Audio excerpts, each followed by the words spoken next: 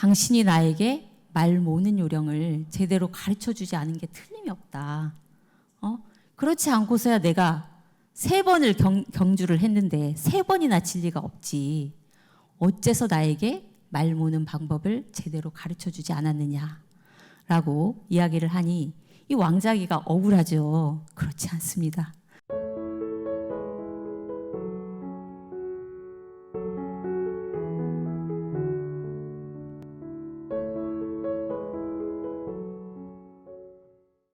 제가 아는 교무님 한 분이 장애인 복지시설에 근무를 했었는데요. 그 시설 이용자 중에 교무님을 잘 따르는 지적 장애인 청년 한 명이 있었다고 합니다. 그런데 그 친구가 천주교 신자라서 이 교무님을 평소에 볼 때마다 수녀님 교회 갔다 왔어? 라고 인사를 하곤 했다고 해요. 그런데 이제 어느 날 비가 부슬부슬 내리는 날이었는데 점심시간이 되니까 이제 비가 그친 거예요. 그래서 교무님이 점심을 먹고 나서 뒷길 산책을 해도 되겠구나 생각이 되어서 뒷길 산책을 하기 시작을 했어요. 그 모습을 그 청년이 물끄러미 바라보고 있었다고 합니다. 한참을 걷고 있는데 하늘이 다시 꾸물거리더니 비가 부슬부슬 내리기 시작했어요. 그런데 교무님은 이 정도 비는 맞아도 되지 하면서 그 뒷길을 왔다 갔다 하면서 계속 걸었어요. 그랬더니 이 청년이 고개를 설레설레 흔들면서 하는 말이 맛이 갔네, 맛이 갔어 이러더라는 거예요. 대부분 우리가 비가 오면 우산을 찾아서 쓰든지 아니면 비를 피해서 다른 곳으로 가는데 이 교무님은 오는 비를 다 막고 아무 일도 없다는 듯이 산책을 하고 있으니까 이 청년이 어떤 생각이 들었겠어요? 그 교무님이 멀쩡해 보였겠습니까? 정신이 나간 거죠. 제정신이 아닌 것으로 보였습니다. 그렇기 때문에 맛이 갔군, 맛이 갔어 라면서 그 정신 차리라는 메시지를 남긴 것 같습니다. 제가 이 이야기를 듣고 맛이 갔다는 게 뭘까? 이런 생각이 들었어요. 맛이 갔다는 게 뭘까요? 네, 상했다라는 의미죠. 네, 맛이 갔다라는 것은 우리의 본래 성품을 떠나서 사는 것이 맛이 간 것이라고 저는 생각이 되었습니다. 우리의 본성은 요란함도 없고 어리석음도 없고 그름도 없는 것인데 그렇게 우리가 못 살잖아요. 사람들 태반이 본래 성품을 떠나서 요란하게 살고 또 어리석게 살고 그르게 살아가고 있습니다. 이것이 바로 맛이 간 것이고 바른 정신이 아닌 상태로 살아가는 것입니다. 그런데 우리는 이것을 모르고 살아가요. 정신을 못 차리고 살아가면서도 내가 정신을 못 차리고 살아가고 있구나라는 것조차도 모르고 살고 있습니다. 우리 입장에서는 참 다행이죠.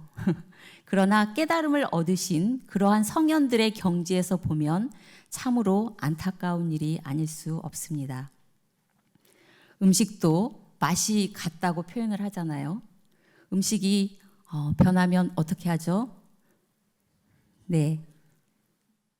잘못하면 탈이 나니까 맛이 간 음식은 버려야 됩니다. 마찬가지로 우리도 본성을 여인 일상은 놓아야 됩니다. 본성을 떠나 사는 일상은 날려보내야 되겠습니다. 그래서 오늘은 우리가 본성을 떠나지 않고 온전한 정신으로 살아가기 위한 방안으로 일상생활에서 수양력 얻는 빠른 방법에 대해서 말씀을 드리고자 합니다. 그러면 먼저 정신에 대한 의미를 좀 살펴봐야 되겠어요. 정신이라는 것은 우리 국어사전에 보면 육체나 물질에 대립되는 인간의 마음이나 생각, 의식을 뜻하고요. 또 사물을 느끼고 생각하며 판단하는 능력이나 그런 작용을 뜻하고 있습니다. 이 정신이라는 개념은 동서양의 철학 사상에서 굉장히 중요한 개념이었기 때문에 아주 다양한 이론이 전개되어 왔죠. 그런데 우리 대종사님께서는 이 정신을 딱 한 문장의 말로써 정의를 하고 계십니다. 다 아시죠? 정신이라 함은 마음이 뚜렷하고 고요하여 분별성과 주착심이 없는 경지를 이름이다라고 하셨습니다. 이 경산종 법사님께서는 뚜렷하고 고요하다라는 것을 설법 중에 마음을 잠재우고 마음이 잘 가라앉아 있는 상태라고 하셨습니다. 그리고 분별성을 살펴보면 분별성은 나눌 분에 구별별자를 써서 뭔가를 나누고 구별하는 마음 작용이죠. 우리 마음을 보면 별의별 생각이 다 나잖아요. 이것은 마음에 들고 저것은 마음에 안 들고 하는 그러한 분별을 하기도 하고, 이것은 옳아, 저것은 그른 거야 라고 구별하는 것, 이런 것들이 분별성입니다. 이 정신이라는 상태에서 현실적으로 한 단계 더 나오면 우리의 마음이 이 분별성으로 나타나게 됩니다. 분별성이 더 진행이 되면 주착심이 나오게 되죠. 주착심이라는 것은 어느 한 곳에 치우쳐서 집착하는 마음을 뜻하죠. 또는 한 곳에 집착하고 고집을 하다 보면 다른 것을 용납하거나 이해하지 못하는 마음을 말하기도 합니다. 이렇게 분별성과 주착심이 일어나는 마음에서 한 단계 더 들어갔을 때 그것을 정신이라고 합니다. 따라서 대종사님이 말씀하신 정신은 마음이 원만하여 시비이해의 분별이나 애착, 탐착에 집착이 없는 온전한 본래의 마음 상태를 뜻하고 있습니다. 이러한 상태를 유지하고 사는 것이 바로 정신을 차리고 사는 것입니다. 그런데 우리가 살다 보면 이 정신을 못 차리고 사는 경우가 참 많은 것 같아요. 매사를 시비분별 속에 살아가고 있죠. 우리는 시비분별을 해야 내가 좀 똑똑한 것 같고, 또 저것이 나에게 이로운지 해로운지 그런 것들을 따져가면서 살아야 왠지 내가 잘 사는 것 같고 그러잖아요. 안 그러신가요? 그런데 사실은 이런 것들이 다 헛똑똑이로 사는 것이라는 겁니다. 그래서 대종사님께서는 온전한 정신을 차리고 살려면 수양을 해야 한다라고 하셨어요. 우리 도바님들도 평소에 수양 많이 하고 사시죠? 답이 없네요. 네, 수양하면 거창한 것 같은데 우리 도바님들 가정을 이루고 아이들 키우고 또 가족들 건사하면서 살아가는 것 자체가 수양을 정말 열심히 하고 사는 것이 아닐까라는 생각이 들어지는데, 수양은 우리 국어사전으로 찾아보면 닦을 수 기를 양을 쓰죠. 그래서 몸과 마음을 갈고 닦아서 나의 품성이나 지식 그리고 도덕 따위를 높은 경지로 끌어올리는 것입니다. 그래서 통상적으로는 도를 닦고 덕을 기르는 것을 의미하고, 또 심신을 단련해서 지혜와 덕행을 개발하는 것을 의미하기도 합니다. 그런데 우리 대종사님께서는 이 수양이라는 말도 딱 한 문장으로 정의를 해주셨어요. 자, 수양이라 함은 뭐라고 하셨죠? 안으로 분별성과 주착심을 없이 하며 밖으로 산란하게 하는 경계에 끌리지 아니하여 뚜렷하고 고요한 정신을 양성하는 것이라 하셨습니다. 대종사님은 수양을 안과 밖으로 양면을 밝혀주셨죠. 이 수양법을 정정이라고 해요. 정정. 앞에 정자는 정할 정, 뒤에 정자는 고요할 정을 써서 정정이라고 하는데, 대산종사님께서는 이 정정에 대해서 이렇게 말씀을 해주고 계십니다. 정정은 대종사님께서 대각을 하시고 수양의 원칙과 표준으로 밝혀주신 법문이다라고 하시면서 수양은 바로 정정이다. 이것이 수양의 최고 요령이다라고 하시면서 이 앞에 정할 정자는 우리들 마음이 대종사님이 밝혀주신 단전주법을 비롯해서 모든 교리가 다시 없는 좋은 법이고 또 우리 스승님 외에는 더 좋은 스승님이 없고 우리 회상 외에는 더 좋은 회상이 없다 하고 마음이 꽉 정해져서 고정하는 것이 바로 앞에 정할 정이다라고 말씀을 하셨어요. 그리고 그 다음에 고여정에 공부를 해야 한다라고 하시면서 우리가 그 뿌리를 깊이 박았다 하더라도 바람이 불면 흔들리게 되는데 그것을 고요하게 하는 것이 바로 고요할 정의 공부이다. 그래서 우리는 이것이 좋다 하면 이리 흔들리고 저것이 좋다 하면 저리 흔들리는데 그것은 고요정의 공부는 아니다라고 말씀을 하고 계십니다. 마음이 일단 정해지고 나면 고요해지는 것입니다. 마음이 정해지지 않으면 고요해질 수가 없는 것입니다. 이러한 정정 공부로 대종사님은 안으로 분별성과 주착심을 없이 하는 공부를 하라고 하셨어요. 그래서 이 안으로 분별성과 주착심을 없이 하는 공부가 바로 내정정이죠. 내정정. 안으로 정정을 하는 공부입니다. 대종사님은 수행품 19장에서 이 내정정에 대해서 말씀을 하고 계세요. 내정정은 일이 없을 때 염불과 좌선도 하며 기타 무슨 방법으로든지 일어나는 번뇌를 잠재우는 것으로 온전한 근본 정신을 양성하는 것이다 라고 말씀하셨습니다. 정할 때는 일이 없을 때는 염불과 좌선을 통해서 분별성과 주착심을 없애서 일정심을 이루어야 한다는 것입니다. 그리고 대종사님은 또 하나 밖으로 얘기를 하셨죠. 밖으로 산란한 경계에 끌리지 말아라 하는 것은 외정정이다 라고 합니다. 그래서 대종사님께서는 마찬가지로 외정정에 대해서 말씀을 하셨어요. 외정정은 동하는 경계를 당할 때 반드시 대의를 세우고 취사를 먼저 해서 망령되고 번거한 일을 짓지 아니하는 것으로 정신을 요란하게 하는 마의 근원을 없이 하는 것이다 라고 말씀을 해주셨습니다. 동할 때는 우리가 어떤 경계를 대했을 때는 산란하게 하는 경계에 끌리지 아니하는 부동심을 기르는 공부입니다.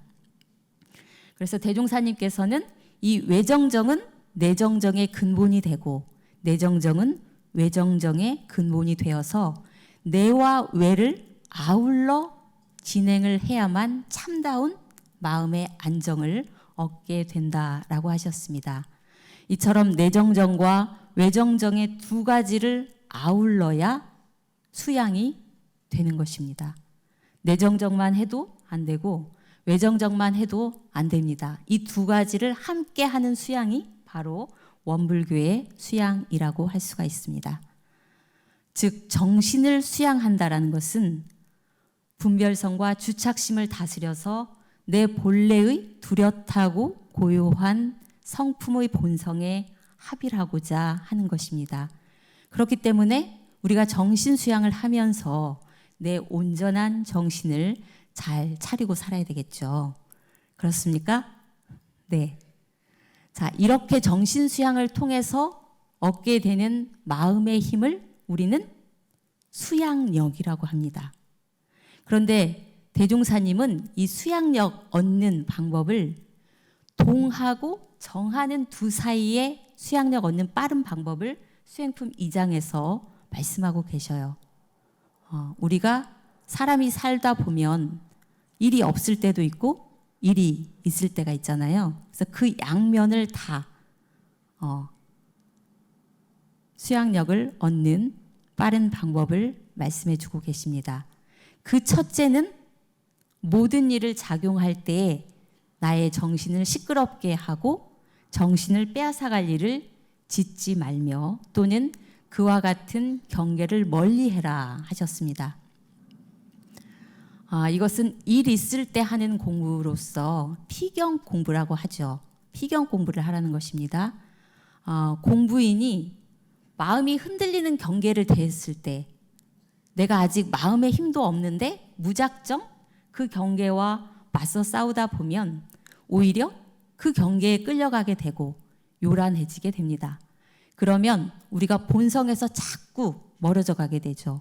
그래서 일단은 그 경계를 피하여 마음의 힘을 쌓아가야 되겠습니다. 대종사님께서 복례정사에 계실 때 그 당시에 문부라고 하죠. 대종사님이 쓰시는 글이나 어떤 장부 그런 것과 그리고 여러 가지 정신 쓰는 사물을 보실 때 그 당시에 그 훈산 이춘풍 님의 자녀들이죠. 이경순, 이정화. 저희는 이제 선치님인데 이 두 분이 이제 어린 아이였을 때 이 두 아이가 산 넘어서 부안 중국집에서 종국집에서 복례정사로 건너와 가지고 대종사님의 처소에 자주 와 가지고 놀면서 시끄럽게 하는 거예요. 그러니까 대종사님께서 그 맛이죠. 오지 못하게 하세요. 그런데 이 아이들이 항상 오는 거예요. 그래서 대종사님이 그 아이들에게 방편을 쓰시죠. 어떻게 쓰셨냐면 그 아이들을 미워하는 얼굴을 보이면서 오지 못하게 하세요. 좀 아이러니하시죠? 그러면서 제자들에게 말씀을 하셨어요. 내가 저 아이들에게 이렇게 심하게 하는 뜻을 알겠느냐? 그러니까 제자가 대답을 이렇게 했어요. 대강 알겠지만 자상히 듣고 싶습니다. 이렇게 대답을 했어요. 그러니까 대종사님께서 무슨 일이든지 정신을 써서 하여 갈 때 그 아이들이 쓸데없이 와서 쓸데없이 시끄럽게 하면 그 일을 보는데 큰 방해가 미칠 것이다.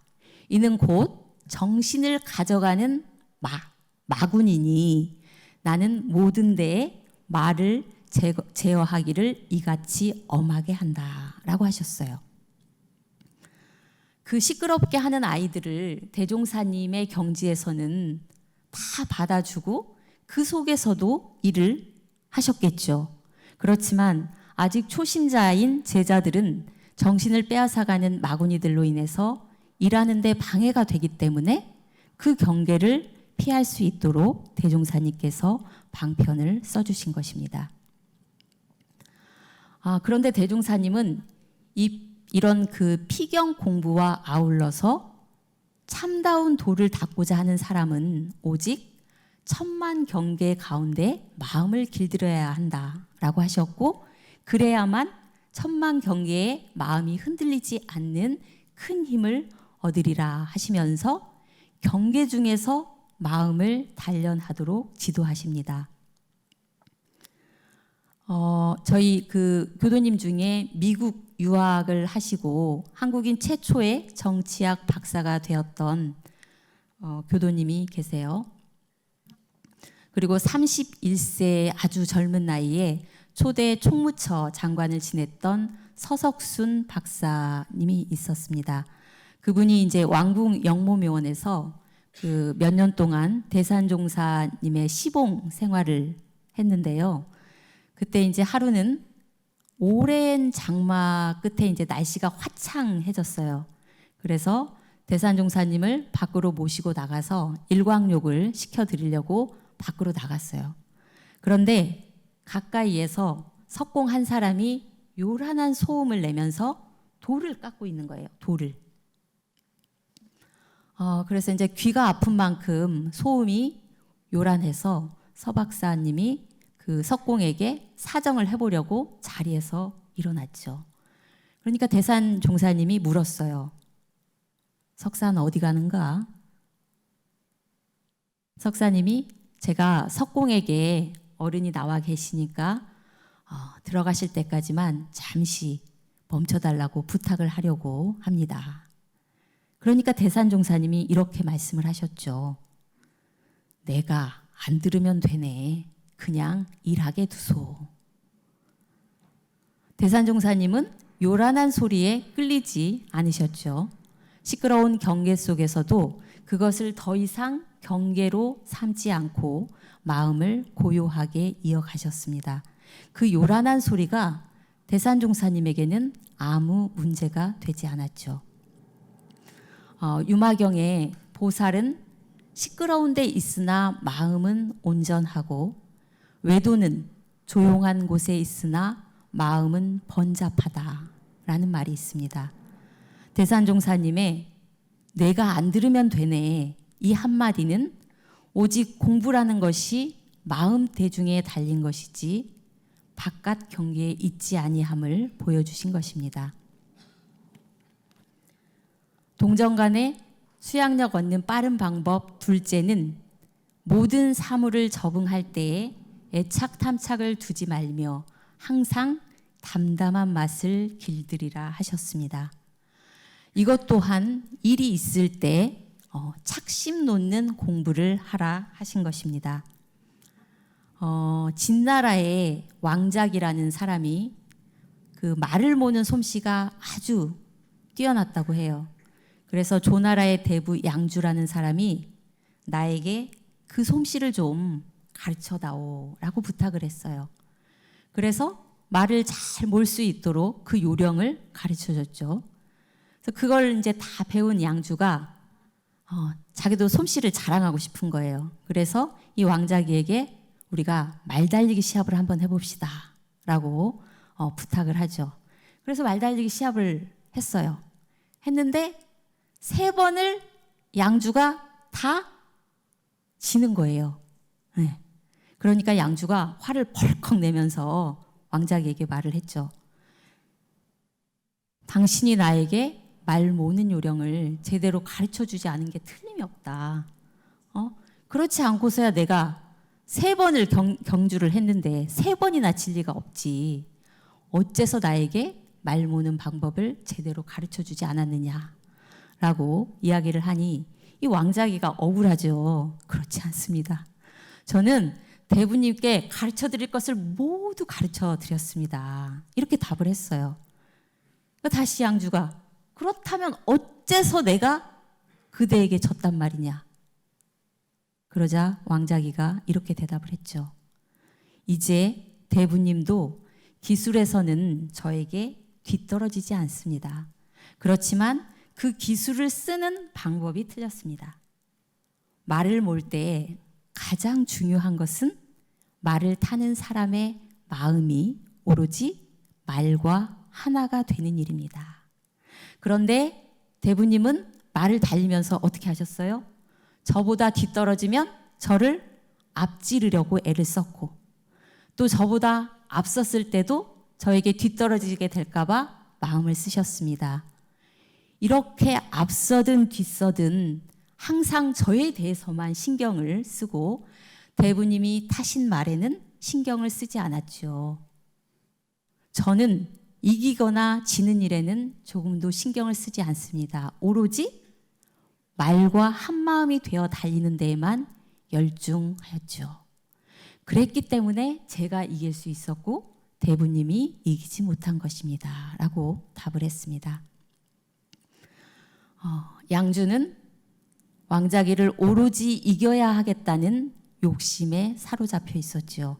그러다 보니 정작 중요한 말과의 교감은 놓쳤습니다.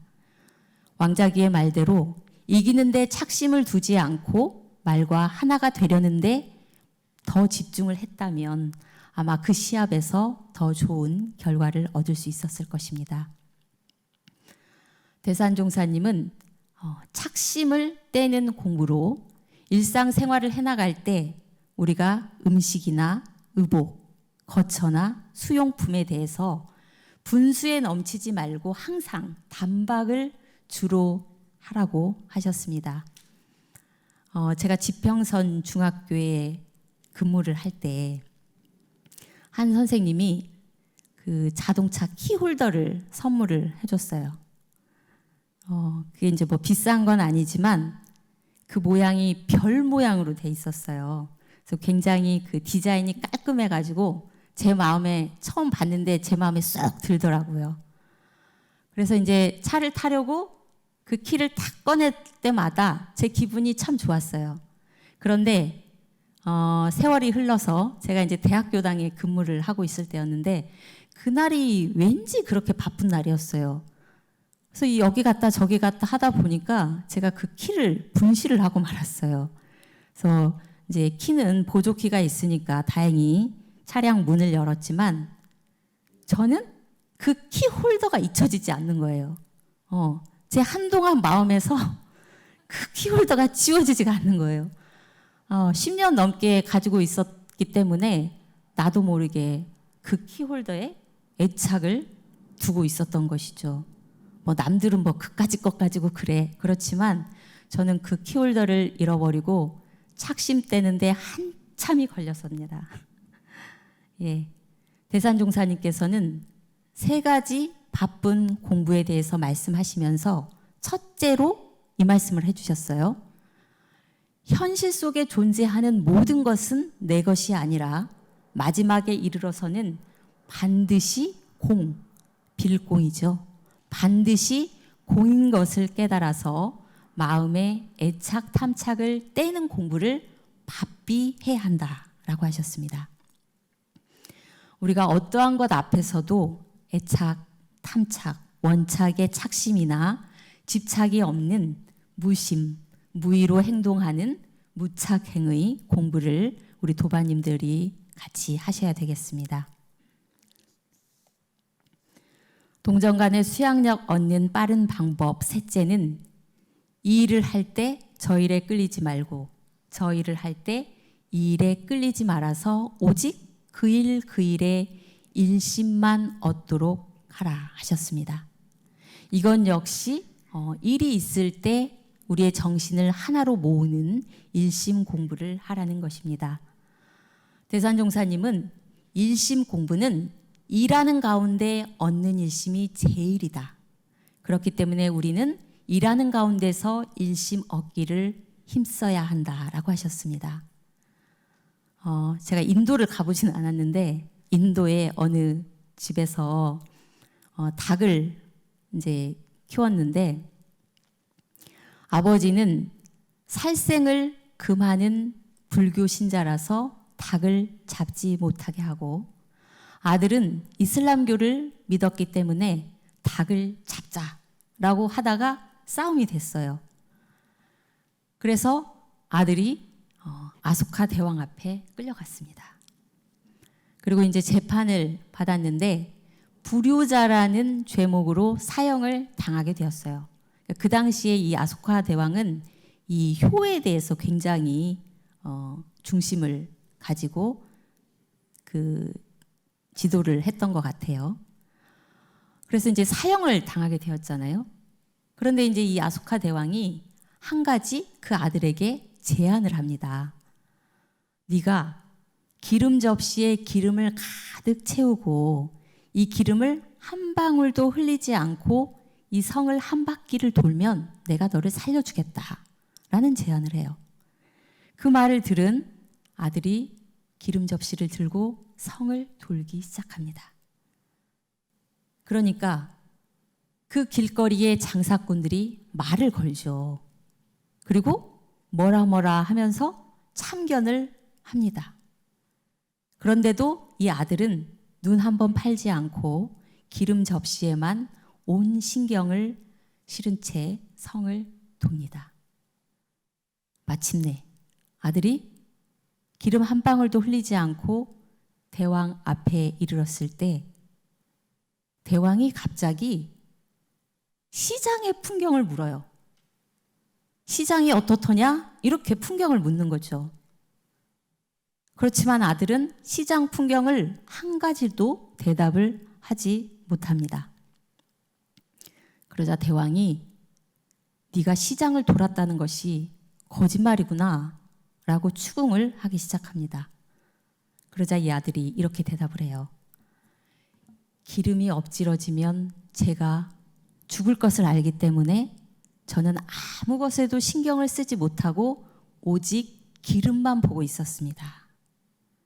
이 말에 대왕은 아주 흡족해하면서 네가 앞으로는 다른 일에 신경 쓰지 말고 오직 부모 일에만 관심을 기울여서 효도를 하도록 해라 라고 말을 하고 아들을 석방을 해주었습니다. 우리 아들 일심 공부 잘했죠?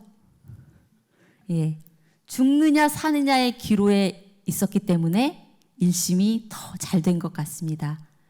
오직 기름을 흘리지 않도록 조심하면서 성을 도는데 일심으로 집중해서 걸었던 것입니다. 자기에게 주어진 일을 책임 있게 해내는 것이 바로 일심 공부이죠. 수행품 17장에서도 양도신 선진이 일심에 대한 질문을 대종사님께 했을 때 대종사님께서 말씀하셨죠. 네가 그때 약을 다리고 바느질을 하게 되었으면 그 두 가지 일이 그때의 네 책임이니 성심성의를 다해서 그 책임을 잘 지키는 것이 완전한 일심이요 참다운 공부다. 그렇기 때문에 10가지 일을 살피나 20가지 일을 살피나 자기의 책임 범위에서만 할 것 같으면 그것은 방심이 아니고 온전한 마음이며 동할 때에 요긴한 공부 방법이다 라고 말씀을 하셨습니다. 이렇게 그 일 그 일에 일심을 집중해서 일심의 정력을 싸움과 아울러서 그 일을 성공하게 하는 것이 바로 생활 속에서 수양력을 기르는 방법입니다. 그런데 우리는 어떤가요? 생각을 안 해도 될 일을 공연히 생각을 하고 또 안 들어도 좋을 일을 공연히 들으려 하고 간섭하지 않아도 될 일을 내가 공연히 간섭을 해서 이 일을 해야 할 때 정신이 저 일로 가고 저 일을 해야 할 때 정신이 이 일로 와서 부질없는 망상을 끓이면서 살고 있습니다. 우리가 법회를 볼 때도 마찬가지입니다. 아까 우리 독경 일원상 서문문 했었죠. 네, 제가 일심을 탁 집중해서 하고 있는데 거의 마지막 부분에 제 마음이 탁 나갔어요. 그 나가다 보니까 어땠어요? 틀렸어요. 예, 눈치채셨는지 모르겠지만, 예. 이렇게 우리가 이제 독경을 할 때도 열심히 하는데 머릿속으로는 다른 생각을 하는 경우가 있어요. 그러신가요? 네. 그리고 또 입으로는 일상수행의 요법을 대조하는데 머리로는 어젯밤에 먹었던 치맥을 떠올리기도 하잖아요. 그죠? 네. 입과 머리가 분리가 되어서 따로 놀고 있어요. 그래서 우리가 일원상 서원문을 할 때는 오롯하게 일원상 서원문을 하는데 일심으로 해야 합니다. 밥을 먹을 때도 온전하게 밥을 먹어야 그것이 바로 밥선이 되고 운전을 할 때도 온전하게 일심으로 운전을 하면 운전선이 됩니다. 이렇게 우리가 일이 있을 때는 일심을 들이대서 언제 어디서나 할 수 있는 이 무시선의 수양을 해야 하겠습니다. 동정간의 수양력 얻는 빠른 방법 넷째는 대종사님께서 여가 있는 대로 염불과 좌선하기를 주의하라고 하셨습니다. 이 조항은 일이 없을 때 수양하는 수양력을 얻는 빠른 방법이죠. 그래서 대산종사님께서는 저녁이나 새벽에는 반드시 수양 시간을 가져라. 매일 조석으로는 복잡한 신경을 쉬고 마음을 텅 비워서 고요하게 하는 수양, 즉 마음의 공백 시간을 가져야 한다라고 하셨습니다. 목수재경이라는 사람이 나무를 깎아서 종을 거는 틀을 만드는 일을 했는데 그 이름을 거라고 불렀다고 해요. 그런데 이제 이 사람이 그 거를 만들고 나면 보는 사람들마다 너무 훌륭하다. 정말 귀신 같은 솜씨다라고 칭찬을 했어요. 그러니까 그 노나라의 임금이 그 틀을 보면서 물었죠. 자네는 무슨 비법으로 그렇게 훌륭하게 걸을 만드는가? 그러자 이 사람이 저는 그저 목수일 뿐 무슨 비법이 있겠습니까? 그런데 굳이 하나를 말씀드리자면 이것일 수 있겠습니다. 라고 이제 이야기를 했어요. 저는 걸을 만들 때 함부로 기운을 소모하지 않습니다. 그리고 재개를 해서 몸과 마음을 깨끗하게 하고 고요하게 합니다. 3일 동안 재개를 마치면 누구의 상이나 벼슬을 받겠다라는 생각이 없어집니다. 나에게 돌아올 이익을 잊게 되는 것이죠. 그 다음 닷새 동안의 재개를 마치면 남의 비방이나 칭찬, 잘 되고 못 되는 것을 걱정하는 생각이 없어집니다. 그 다음 7일 동안의 재개를 마치면 문득 나에게 있는 팔다리나 몸뚱이가 있는 것조차 잊어버리게 됩니다. 이렇게 되면 그때에는 나라나 관청을 위한다라는 생각조차 없어져서 안으로는 오로지 틀 만드는 일에만 집중을 하고 그 밖의 것들은 다 사라져 버립니다. 이렇게 얘기를 했어요. 그때 비로소 산으로 들어가서 나무의 천성을 살펴봐서 바탕이나 모양이 잘 갖춰진 나무를 찾습니다. 그 나무를 보면서 장차 거가 될 것을 눈앞에 그려보고 그 다음에야 비로소 손을 대서 일을 시작하는 것입니다. 그렇지만 만일 그러한 소나무가 보이지 않았을 때는 저는 아예 일을 시작하지 않습니다. 저의 본래 성격과 나무의 본래 성격을 합치시킨다는 의미이죠. 그래서 제가 만든 물건이 귀신의 솜씨라고 하는 이유가 여기에 있지 않을까 싶습니다. 라고 대답을 했어요. 이 목수 재경이라는 사람은 걸을 만들기 전에 재개를 통해서 마음을 고요하게 하는 일부터 시작을 했습니다. 이것은 걸을 만드는 일 외에는 어떠한 욕심과 욕망도 작동하지 않도록 비우고 또 비우는 과정이죠. 만약에 내가 훌륭한 걸을 만들어야겠다라는 욕심이 발동하면 그때부터 머리는 복잡해지기 시작하고 나무를 깎는 몸과 손은 굳어지게 됩니다. 우리 도반님들의 삶도 마찬가지입니다. 자기의 욕망과 욕심을 평소에 조절할 줄 아는 능력이 필요하죠. 재경이 재개를 하듯이 우리는 좌선이나 염불을 통해서 쓸모없는 욕망에 사로잡히지 않고 한 생각이라는 주착도 없는 그런 뚜렷하고 고요한 진경에 머무르는 수양 공부를 해야 되겠습니다. 대산종사님은 물을 많이 가두어야 큰 배를 띄울 수 있듯이 우리의 정신도 저축이 많아야 큰 위력을 발휘할 수 있다라고 하시면서 수양력을 저축의 정도에 따라서 4가지 단계로 구분을 해주셨습니다. 첫째는 살얼음 같은 수양력으로 밟기만 하면 그냥 깨지는 단계. 둘째는 강얼음 같은 수양력으로 한 번 얼면 몇 개월은 녹지 않는 단계. 셋째는 철석 같은 수양력으로 단단하여 잘 부서지지 않지만 용광로에 들어가면 녹아버리는 단계. 넷째는 부처님 같은 수양력으로 수백만 년을 가더라도 항상 그대로인 단계. 이렇게 얘기를 해주셨어요. 우리 도바님들은 지금 어떤 단계의 수양력을 얻으셨을까요? 어떤 단계이십니까? 첫째? 겸손하시군요. 예. 이 살얼음 같은 수양력인지 강얼음 같은 수양력인지 철석 같은 수양력인지 부처님 같은 수양력인지 한번 자신을 체크를 해보셔야 돼요. 그리고 또 정산종사님께서는 우리가 수양력의 정도를 알 수 있는 방법을 말씀해 주셨어요. 수양력의 정도를 알 수 있는 방법은 정할 때, 일이 없을 때 마음 나가는 번수를 세면 나의 수양력 정도를 알 수 있다라고 하셨죠.